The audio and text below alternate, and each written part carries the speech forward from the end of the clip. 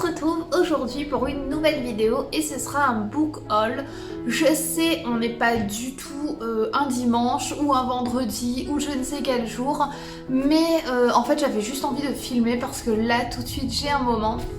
Et du coup, voilà, je vais vous présenter un peu mon book haul de la semaine dernière puisque j'ai acheté pas mal de livres, je me suis fait plaisir.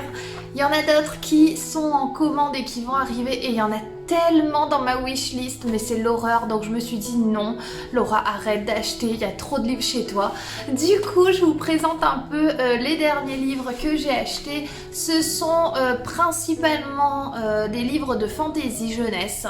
Je vais commencer par le seul livre de non-fiction. Je vous en avais déjà parlé la semaine dernière quand j'ai fait ma palle du Pumpkin Autumn Challenge. Il s'agit de Joue-la comme Cléopâtre de Elizabeth Foley et Bev Coates aux éditions de Noël Impact. Et c'est un livre qui va reprendre des expressions de la vie de tous les jours, donc des sujets d'actualité et qui vont proposer une réponse du point de vue d'une femme qui a marqué son époque. Donc par exemple, on a, si je prends au hasard, survivre à une famille dysfonctionnelle du point de vue d'Ada Lovelace. Je ne connais pas c'est qui. Ou bien Trouver son style de Frida Kahlo. Donc vous voyez, ce sont des femmes connues ou peu connues, mais qui vont répondre un peu à des... Enfin, on va répondre à une question d'actualité, de leur point de vue, et je trouve ça tellement génial, donc j'ai hâte de m'y plonger et de venir vous en parler ensuite. Il est un peu épais, mais en même temps on a énormément de points de vue de femmes, du coup j'ai tellement hâte.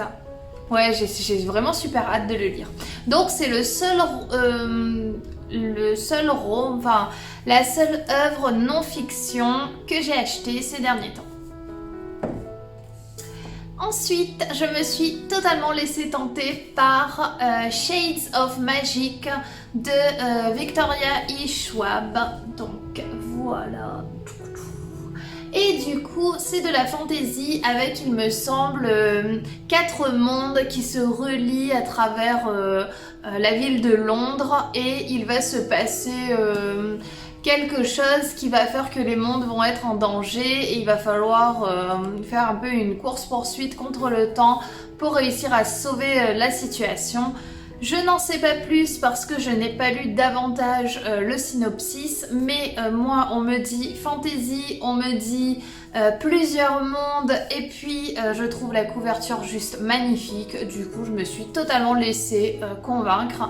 En plus Victoria Schwab, en fait j'avais trop peur de ne pas la connaître et de me demander si j'arriverais à la lire, puisqu'il y a quand même près de 500 pages. J'avais trop peur de pas savoir si j'allais aimer son style, mais en fait j'ai découvert que je la connaissais déjà. Et comment j'ai su que je la connaissais déjà? Parce que j'ai acheté le tome 2 de Cassidy Blake, Plongée dans les catacombes. Et qui est l'auteur de Cassidy Blake? C'est Victoria Schwab. Du coup, je suis tellement contente parce que j'ai adoré le tome 1 de Cassidy Blake. Et il s'agit d'une histoire de fantômes avec une jeune fille qui voit les fantômes et qui a des parents qui sont un peu dans le milieu de la recherche, dans tout ce qui est paranormal, surnaturel, et qui anime une émission justement pour faire découvrir dans différentes villes du monde le paranormal et les situations un peu surnaturelles liées à la ville. Donc dans le premier tome, on avait toute l'histoire qui se passait à Édimbourg, en Écosse. Et le deuxième tome se passe à Paris, en France. Du coup, j'ai trop hâte de le lire. Je vais tellement l'intégrer dans mon Pumpkin Autumn Challenge. Et il y a des pages noires. Je suis trop contente quand les maisons d'édition font des efforts sur la mise en page.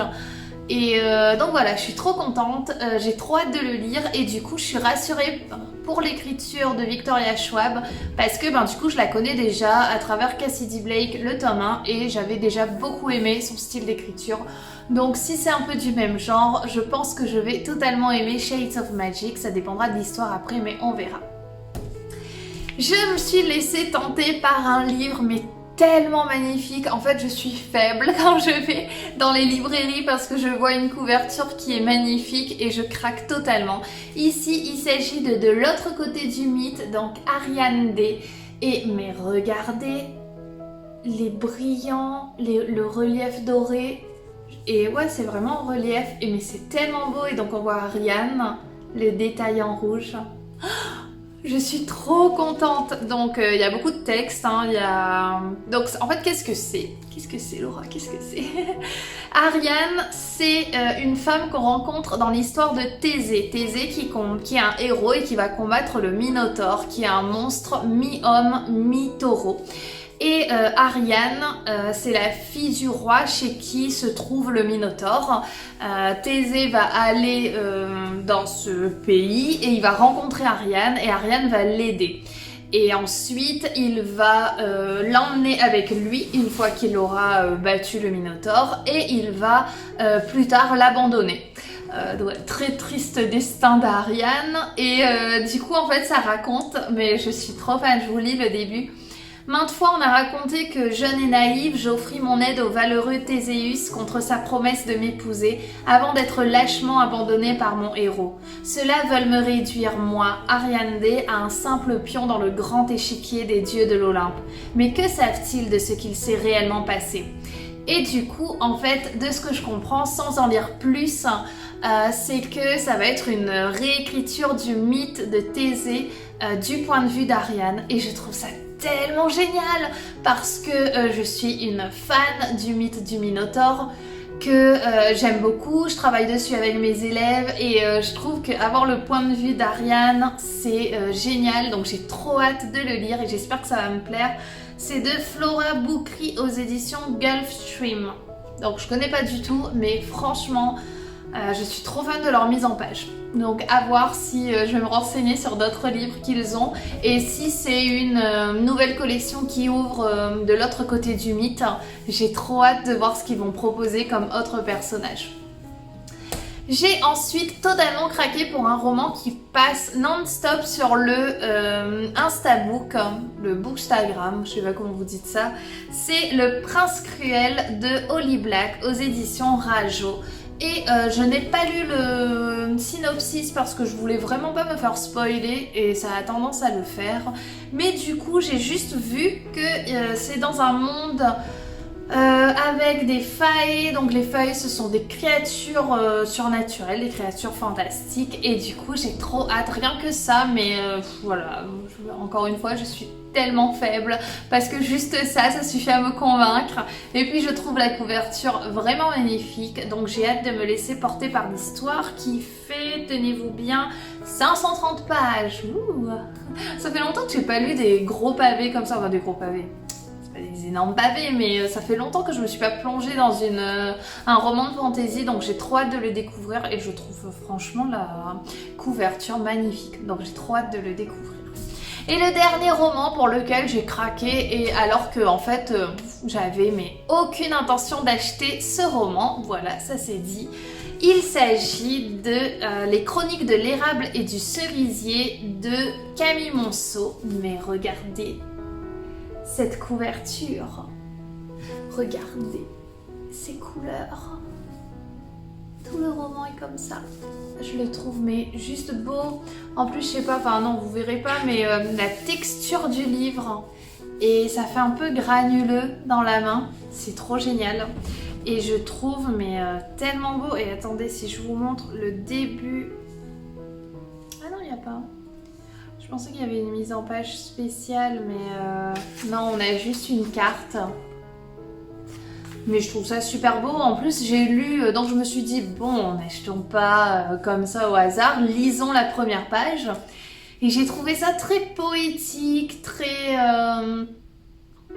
léger, qui faisait voyager. Donc je me suis dit, waouh, si tout le roman est comme ça, mais J'aime bien les romans qui...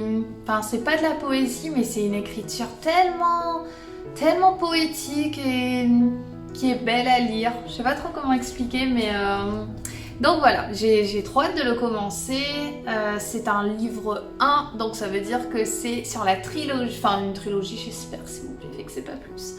Du Masque de No, alors ça se passe au Japon, il me semble. Non, peut-être pas. Si, oui, Donc c'est sur la mythologie japonaise.